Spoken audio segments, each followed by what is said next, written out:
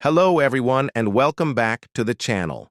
Today we're diving into two powerful chapters in the book of Judges, chapters 5 and 6. We'll move from a song of victory to a story of profound doubt and incredible faith. It's a journey that I think many of us can relate to. Let's start with Judges 5, which is one of the oldest poems in the entire Bible. It's the Song of Deborah and Barak. After their incredible victory over Sisera and the Canaanite army, they don't just move on. They pause and they sing. This isn't just any song. It's a powerful declaration of God's might and a celebration of the people who answered the call to action.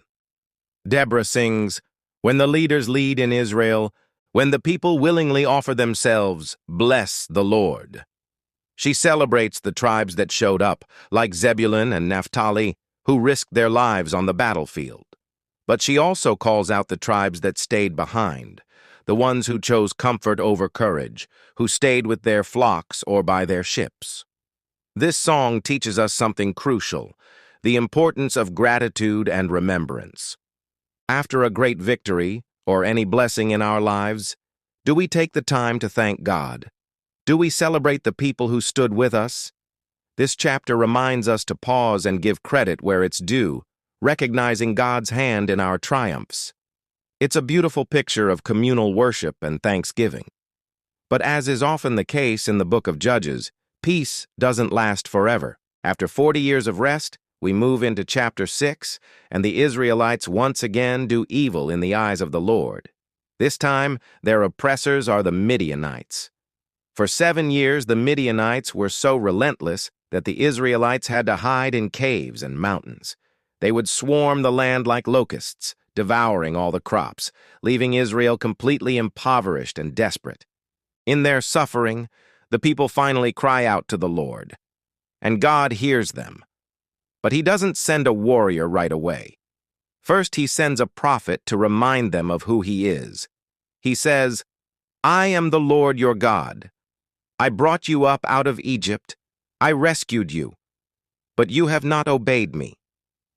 God addresses the root of the problem, their disobedience. He wants their hearts to turn back to him, not just for them to be rescued from their circumstances.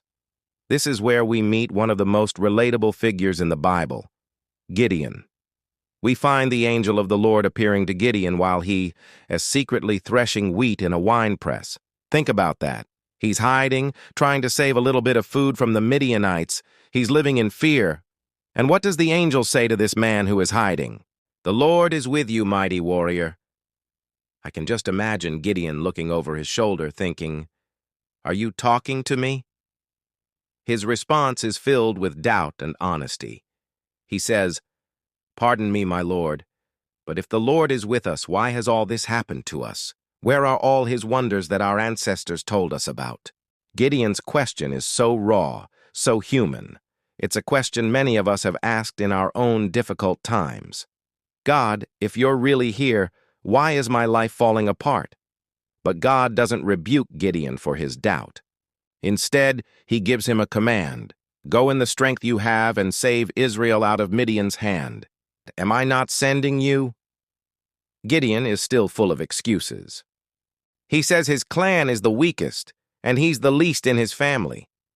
But God's reply is the ultimate reassurance. "I will be with you." This is the core message. It's not about Gideon's strength, but God's presence. To overcome his fear, Gideon asks for a sign, and God graciously provides one, consuming his offering with fire. This encounter transforms Gideon. That night, he tears down his own father's altar to Baal and builds an altar to the Lord. His journey from a man hiding in a winepress to a mighty warrior begins not with a battle, but with an act of personal faith and obedience.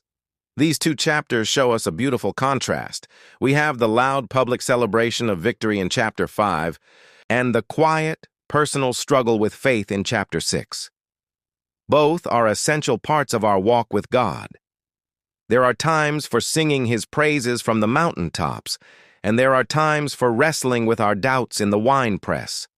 In both, God meets us where we are. So what's the takeaway for us? Maybe you're in a Deborah season, celebrating a victory.